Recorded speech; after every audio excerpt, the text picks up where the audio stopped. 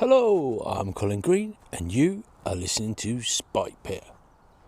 Well, folks, yes, it would seem that spring is here. It's Good Friday. At the time of recording in the UK, we are having a beautiful day. The sun is out, and it's awesome. For your buddy old Spike Pit here, it's been a significant week in terms of gaming. I've got two big old games off of that shelf of shame. Well, one of them, is it really on the shelf of shame? I don't know so much, but definitely Talon from GMT was firmly on the shelf of shame. Got that to the table today, and I'm stoked about that. I hate, as I've said before, I hate games lingering. And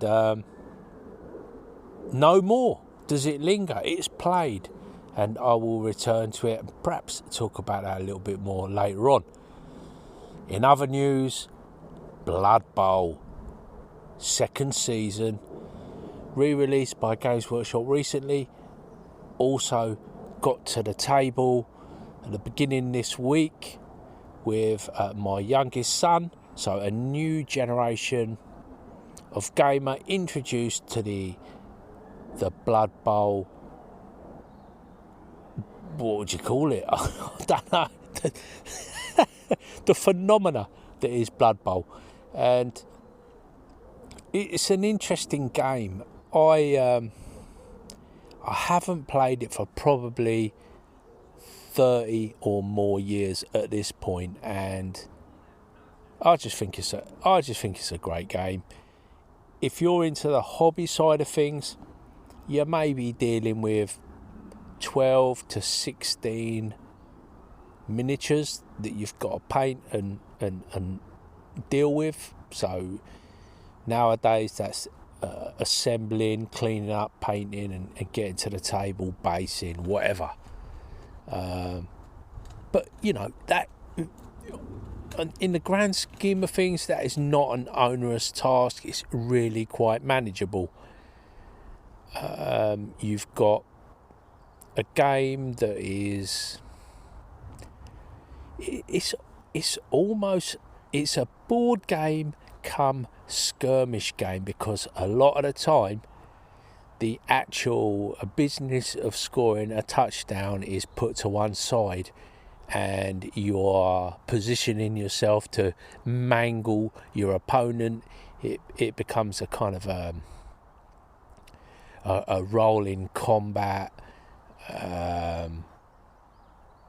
So it kind of skirts around the edges of a skirmish game. And then, of course, you've got the whole league play. You've got development of your team. So at the end of the game, you know, you're earning points. There's a financial aspect to it. It's, I would say it's a game that is really easy to get into, especially if you're like a group of youngsters. You get together, you all get yourself a team and crack on. I mean, you know, awesome. Just great fun. I love the game. It's not super tricky. It's got some depth. It's got some tactics. All of the teams have got their own kind of flavour. You know, what's not to like? I mentioned Talon as well. Now, players of X-Wing and Star Wars Armada, this is almost somewhere in between. It's got a little bit of Star Trek kind of a vibe to it. You know, Ersatz, Federation and Klingons would probably be the factions that it maps most closely to. You play it on a hex map. You've got these pretty I'd say they're about a 50mm approach, well, basically 2-inch kind of hex. All the information is on the hex for each ship. When I say hex, the ships are hex-shaped counters, and you play on a hex map, and all your damage control, your weapon systems recharging, and various other systems are all recorded on the playing piece with a dry erase marker. At times, arguably, it can get a little bit fiddly, but it's not very onerous. The turns are impulses. Each round is divided into, I think, 6 impulses, and it's if anybody out there, well, I imagine a bunch of folks out there are familiar with GMT games. It's got that typical GMT attention to detail. It's a very functional aesthetic and production values. Just a very cool game. It does away with miniatures, so you've got a pretty fast setup and takedown. I really enjoyed it. My sons, they play X-Wing, and they're a little bit I'd say they're a little bit lukewarm on the game. My brother also, he wasn't convinced about the manoeuvrability of the ships, but I think in future plays they may perhaps warm to it. Who knows? I'd like to think they will, but we shall see. We shall see. I've got some call-ins, so I'm going to get to them now. This is episode 499. Man, nearly 500. Hey there, Spike Pit. Speaking of blasts from the past, it is I, the old GM of Broken Lands. I missed that campaign and Tanathil's Terrors, and what you and the rest of the guys, Gabriel, your brother, and others brought to the table. Guest appearances by people like Jason Connerly, I believe. I know Aaron Clark played for a while. TJ Drennan dropped in a time or two. Slugbug was a big hit. I think that's the name of the NPC. But definitely miss you on the gaming. I know you got a lot of responsibilities and work, and it sounds like your new career change has been pretty awesome. Hey, maybe one of these days you can make a guest appearance on a Sunday morning cartoon. But thanks for keeping it up and redoing your back catalog, and I'll keep listening. Thank you, Karl, aka the GMologist, for your kind words. And yeah, the Broken Lands campaign was a little bit of a high point, I gotta say, in my online gaming experience. We played for a good while. Every session was fun. We had some great characters, but I'm not sure about Snot Blob or whatever the NPC that my hench goblin that Karl is referring to was a little guy called Globnob, and he was a sycophantic kind of fanboy of my hobgoblin character. And yeah, we had a lot of fun. We had all sorts of skullduggery. It's kind of like a gang. Well, various goblinoid gangs vying for control over this sort of almost I got almost like a Venetian kind of vibe to the setting, but there probably wasn't that many canals and rivers, but we did move about quite a lot in boats. But that's how I recall it. And yeah, sort of kind of drug cartels and gang rivalry and violence. It was not very politically correct, I guess, and playing to various sort of unsavoury stereotypes perhaps. But yeah, we had fun, and it was not a serious campaign by any means. playing one of my favourite editions, Beck Me, in a setting, the known world, and using the gazetteers that were put out back in the day. Yeah, lashings of nostalgia, and for sure it would be nice to maybe jump into a Sunday morning cartoon type of session here and there. And funnily enough, the Dungeon Muser was talking about a Savage Worlds Supers game that he was looking to start up, and I'm very tempted to throw my hat in the ring there as well. And I've even been thinking about kind of like superheroes that I might play in a game like that. I've only played, I think, one session of Savage Worlds, and I would like to play more, but it's a long time since I did supers, and I feel I don't know. Perhaps a chat with the old Dungeon Muser himself, and maybe with a Karl, line something up in the future. Who knows? Summertime might be a good time for that. I get a decent holiday, and it'd be nice to think I could.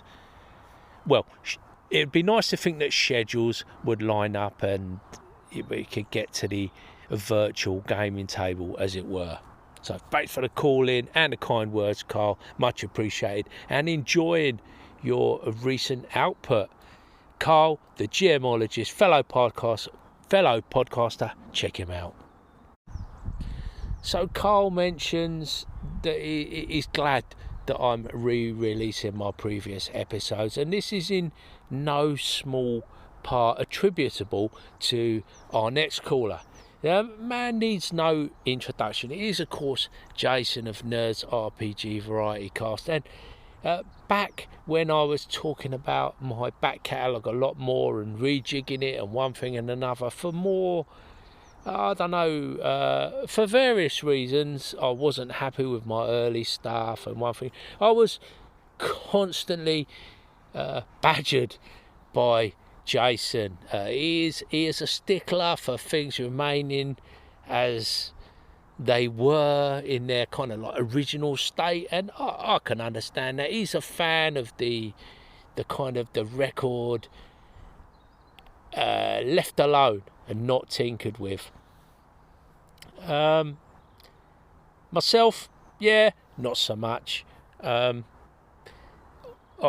like things to change. I'm not a great lover of the old stuff for the sake of the old stuff, and I'm not suggesting that Jason is, but I quite like change. I get a little bit bored, and to be fair, I probably over tinker and mess about with stuff, so I've tried not to so much.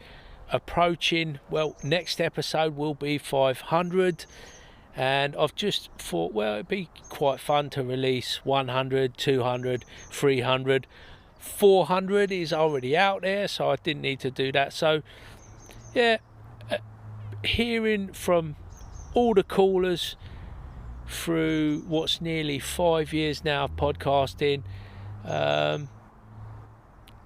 yeah, it is nice to kind of revisit some of this stuff sometimes, but I also keep an eye to the future. I want to make some changes, but enough of that. Let's hear what Jason's got to say for himself. A regular caller that supported the show throughout most of those years once he arrived on the scene. I can't remember when that was. I want to say probably 2020, maybe the back end of 2019, but yeah, like I say, he needs no introduction, but introduction nonetheless. Here he is, Nerds RPG Variety Cast, Mr. Jason Connolly. Hey, Colin, enjoyed your latest episode. Great to hear you still podcasting. Totally understand about the back catalog. Yeah, there's something about, you're talking about adding pieces, and, even if it's like wooden cubes to track hit points or life, and there is something about like wood compared to plastic as far as bits and bobs and things that you're handling at the table, right? And even like if you weren't doing minis, even if you did like meatballs or something, but there is something about touching that organic material compared to just plastic stuff. I agree with you there, as far as the bits and bobs you use in your gaming. But I love that you're getting back into, to some degree in the physical gaming. As far, mind you, you never really left it, but I know you were down the rabbit hole. How can I use digital at the table too? Which there's definitely a healthy mix. I think that for that D&D video that you watched, I think that was proof of concept, and they were showing that. I don't think the idea is that everybody sits in the room with a laptop. I think the idea is to show this is how it work with online play, and they just had them all together for the demonstration. At least that's the way I want to believe it in my mind. Man of War. Yep, I've got Man of War. I need to break that out and clear out a space and set it up on the floor and do a game of Man of War. Great game. I was so disappointed. I'm driving. I forget what it was, but 20 years ago maybe they came out, or 15 years ago they came out with that expansion for. We thought it was going to be expansion of Man of War, and it ended up Dreadfleet, I think, but the ships were a different size. It was so disappointing that they didn't keep the same scale as Man of War. But great game. Anyhow, I'll talk to you later. Take care of yourself. So love them or hate them. Yes, GW, the big old monolithic games workshop, making their presence felt on this episode. To be fair, a massive influence on my gaming, and Mr. Connolly talking about Man of War there.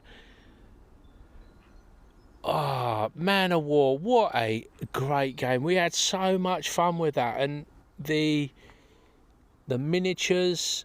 One of my favourite painting projects was painting the dwarf fleet for Man of War. My brother still got them, and their influence lives on to this day in my ICRPG campaign with the ironclads and the imperious dwarf empire that threatened to crush all resistance in their path. I've run out of time this week, but maybe next week Man of War could hit the table. It is definitely a contender. I've got my shelf for shame, or do I turn to some of them old classics, that the nostalgia category? Man of War. We bust out Blood Bowl, and I've talked about that. It is very tempting, and I know Arfed is keen to play. Dreadfleet, mentioned there by Jason, and quite right, the scale was changed up. I don't know that I was that disappointed. It would have been nice for them to have, kept some consistency. Who knows what was going on, but a nice production of the game. I never played it. Arfed owns it. We've got a painted version of it. My old man there, he painted Dreadfleet for my brother, and it's never seen the light of day. Some great miniatures though. It would be nice. I don't know how much the rules changed. I really know very little about Dreadfleet, but Man of War, we had hours of fun with that game. It was kind of my introduction to the kind of turning templates that you see in something like X-Wing now, segueing back to that. But classic Games Workshop in what I regard as probably kind of the heyday of my interest in all the games that they were putting out back in the day. Nowadays, I don't get involved with a lot of Games Workshop stuff, but a lot of that's to do with the fact that they are selling miniatures, and that is not something that I have a shortage of. So, yes. What else did Jason mention?